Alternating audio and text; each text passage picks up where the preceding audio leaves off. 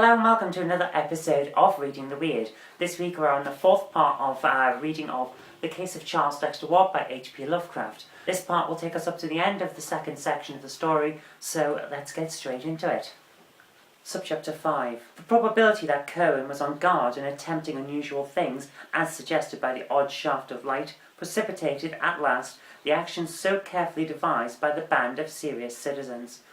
According to the Smith diary, a company of about 100 men met at 10 p.m. on Friday, April 12, 1771, in the great room of Thurston's Tavern at the sign of the Golden Lion on Waybossett Point across the bridge. Of the guiding group of prominent men, in addition to the leader John Brown, there was present Dr. Bowen with his case of surgical instruments, President Manning without the great periwig, the largest in the colonies, for which he was noted, Governor Hopkins, wrapped in his dark cloak and accompanied by his seafaring brother Essex, whom he had initiated at the last moment with the permission of the rest, John Carter, Captain Mathewson, and Captain Whipple, who was to lead the actual raiding party.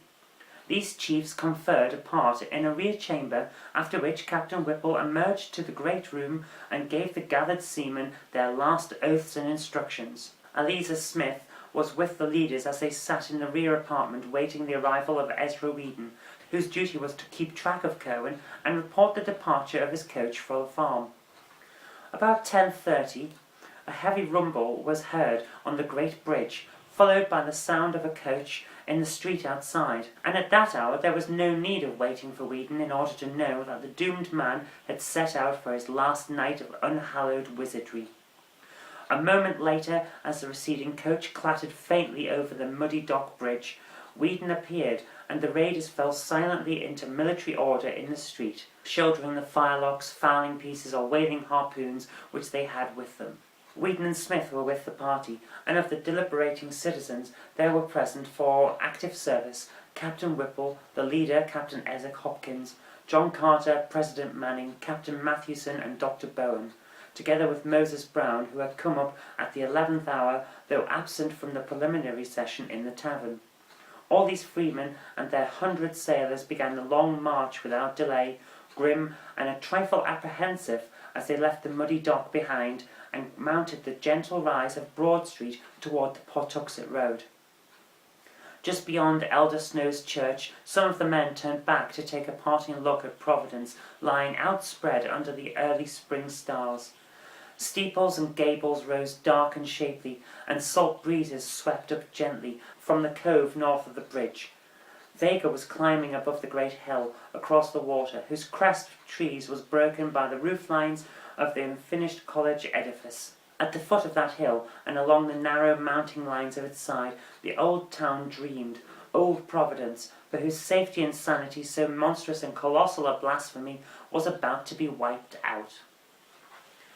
An hour and a quarter later the raiders arrived, as previously agreed, at the Fenners farmhouse, where they heard a final report on their intended victim. He had reached his farm over half an hour before, and the strange light had soon afterwards shot once into the sky. But there were no lights in any visible windows. This was always the case of late.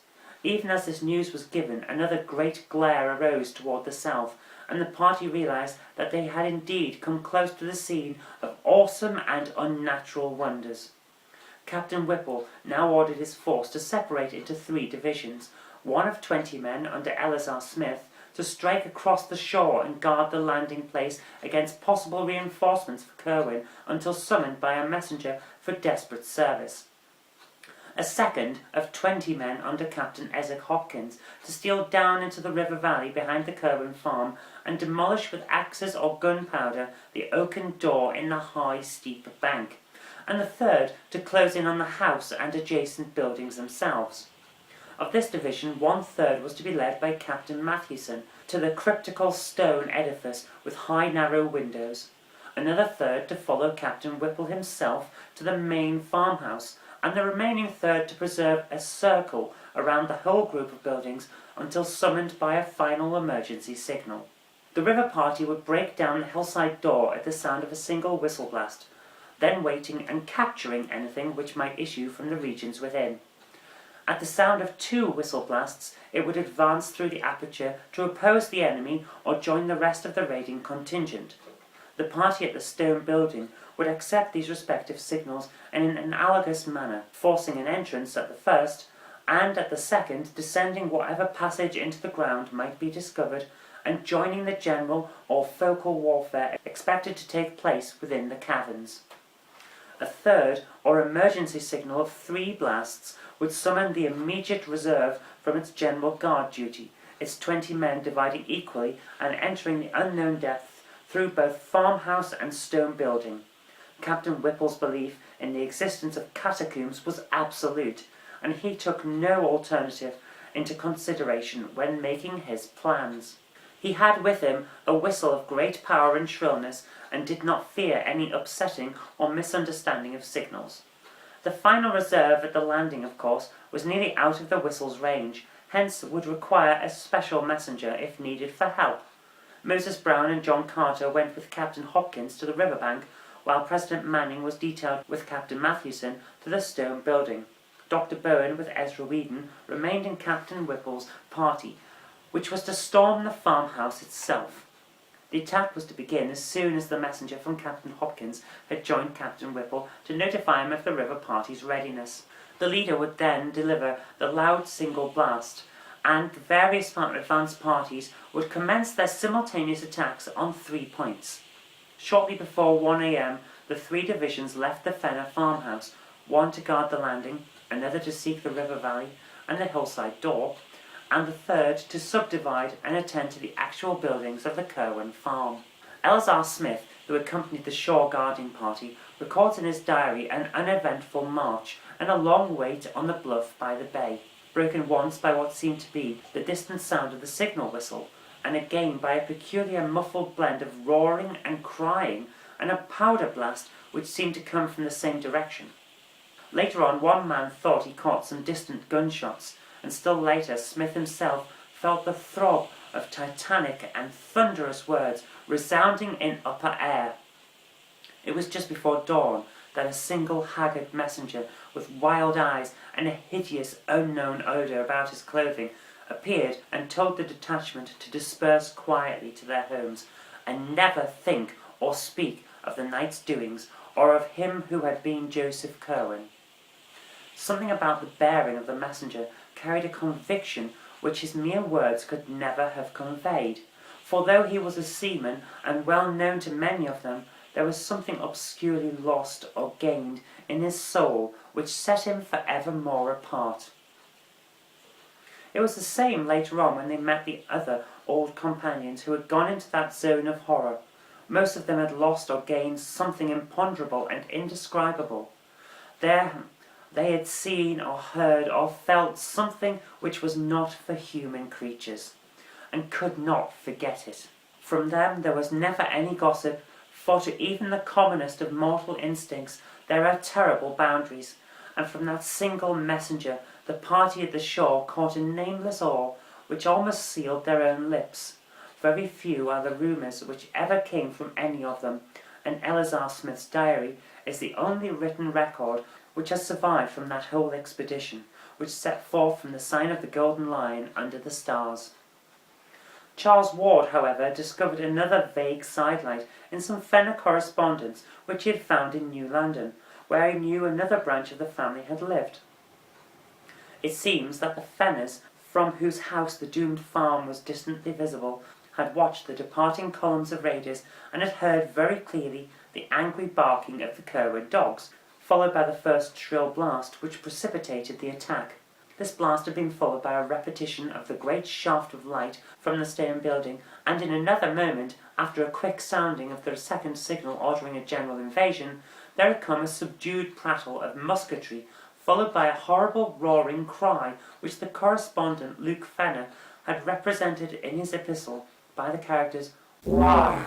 War!" This cry, however, had possessed a quality which no mere writing could convey, and the correspondent mentions that his mother fainted completely at the sound. It was later repeated less loudly, and further but more muffled evidence of gunfire ensued, together with a loud explosion of powder from the direction of the river. About an hour afterward, all the dogs began to bark frightfully, and there were vague ground rumblings so marked that the candlesticks tottered on the mantelpiece. A strong smell of sulphur was noted, and Luke Fenner's father declared that he heard the third or emergency whistle signal, though the others failed to detect it. Muffled musketry sounded again, followed by a deep scream less piercing but even more horrible than those which had preceded it. A kind of throaty, nastily plastic cough or gurgle, whose quality as a scream must have come more from its continuity and psychological import than from its actual acoustic value. Then the flaming thing burst into sight at a point where the Kerwin farm ought to lie, and the human cries of desperate and frightened men were heard. Muskets flashed and cracked, and the flaming thing fell to the ground. A second flaming thing appeared, and a shriek of human origin was plainly distinguished. Fenner wrote that he could even gather a few words belched in frenzy. "Almighty, protect thy lamb!" Then there were more shots, and the second flaming thing fell. After that came silence for about 3/4 of an hour, at the end of which time little Arthur Fenner, Luke's brother, exclaimed that he saw a red fog going up to the stars from the accursed farm in the distance. No one but the child can testify to this, but Luke admits the significant coincidence implied by the panic of almost convulsive fright which at the same moment arched the backs and stiffened the fur of the 3 cats then within the room. 5 minutes later a chill wind blew up, and the air became suffused with such an intolerable stench that only the strong freshness of the sea could have prevented it being noticed by the shore party or by any wakeful souls in Portuxet village. This stench was nothing which any of the Fenners had ever encountered before, and produced a kind of clutching, amorphous fear beyond that of the tomb or the carnal house. Close upon it came the awful voice which no hapless hearer will ever be able to forget. It thundered out of the sky like a doom, and windows rattled as its echoes died away. It was deep and musical, powerful as a bass organ, but evil as the forbidden books of the Arabs. What it said no man can tell, for it spoke in an unknown tongue, but this is the writing Luke Fenner set down to portray the demonic intonations.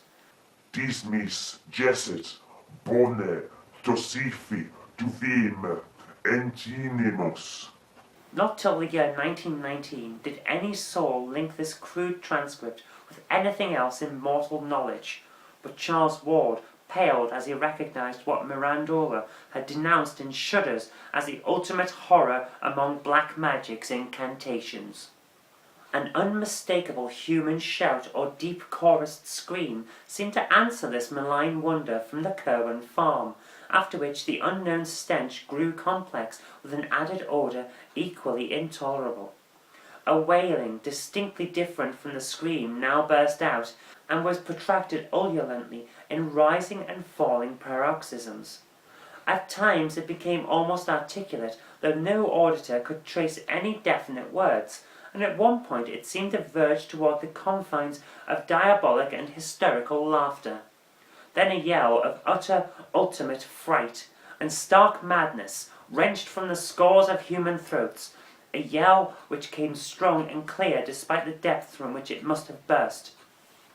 After which darkness and silence ruled all things. Spirals of acrid smoke ascended to blot out the stars, though no flames appeared, and no buildings were observed to be gone or injured on the following day. Toward dawn, 2 frightened messengers with monstrous and unplaceable odours saturating their clothing knocked at the Fenner door and requested a keg of rum, for which they paid very well indeed. One of them told the family that the affair of Joseph Kerwin was over, and that the events of the night were not to be mentioned again. Arrogant as the order seemed, the aspect of him who gave it took away all resentment and lent it a fearsome authority, so that only these furtive letters of Luke Fenner, which he urged his Connecticut relative to destroy, remained to tell what was seen and heard. The non-compliance of that relative, whereby the letters were saved after all, has alone kept the matter from a merciful oblivion. Charles Ward had one detail to add, as a result of a long canvass of Patuxet residents for ancestral traditions. Old Charles Slocum of that village said that there was known to his grandfather a queer rumour concerning a charred, distorted body found in the fields a week after the death of Joseph Curwen was announced. What kept the talk alive was the notion that this body, so far as could be seen in its burnt and twisted condition, was neither thoroughly human nor wholly allied to any animal which Pawtuxet folk had ever seen or read about. Subchapter 6. Not one man who participated in that terrible raid could ever be induced to say a word concerning it, and every fragment of the vague data which survives comes from those outside the final fighting party.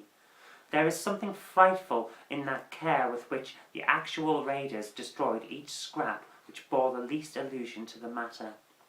8 sailors had been killed, but although their bodies were not produced, their families were satisfied with the statement that a clash with customs officers had occurred. The same statement also covered the numerous cases of wounds, all of which were extensively bandaged and treated only by Dr. Jabez Bowen, who had accompanied the party. Hardest to explain was the nameless odour clinging to all the raiders, a thing which was discussed for weeks. Of the citizen leaders, Captain Whipple and Moses Brown were most severely hurt, and letters of their wives testify the bewilderment with which their reticence and close guarding of their bandages produced.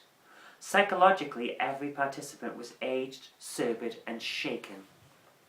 It is fortunate that they were all strong men of action and simple orthodox religionists, for with more subtle introspectiveness and mental complexity they would have fared ill indeed. President Manning was the most disturbed, but even he outgrew the darkest shadow and smothered memories in prayers. Every man of those leaders had a stirring part to play in later years, and it is perhaps fortunate that this is so. Little more than a 12-month afterward, Captain Whipple led the mob who burnt the revenue ship Gaspee, and in this bold act we may trace one step in the blotting out of unwholesome images. There was delivered to the widow of Joseph Curwen a sealed leaden coffin of curious design, obviously found ready on the spot when needed, in which she was told her husband's body lay. He had, it was explained, been killed in a customs battle about which it was not politic to give details. More than this no tongue ever uttered of Joseph Curwen's end, and Charles Ward has only a single hint wherewith to construct a theory. This hint was the merest thread, a shaky underscoring of a passage in Jebediah Orne's confiscated letter to Curwen, as partly copied in Ezra Whedon's handwriting. The copy was found in the possession of Smith's descendants, and we are left to decide whether Whedon gave it to his companion after the end as a mute clue to the abnormality which had occurred, or whether, as is more probable, Smith had it before and added the underscoring himself from what he had managed to extract from his friend by shrewd guessing and adroit cross-questioning. The underlined passage is merely this: I say to you again, do not call up any that you cannot put down, by the which I mean any that can in turn call up somewhat against you, whereby your powerfulest devices may not be of use. Ask of the lesser, lest the greater shall not wish to answer, and shall command more than you. In the light of this passage, and reflecting on what last unmentionable allies a beaten man may try to summon in his direst extremity, Charles Ward may well have wondered whether any citizen of Providence killed Joseph Curwen. The deliberate effacement of every memory of the dead man from Providence life in annals was vastly aided by the influence of the raiding leaders.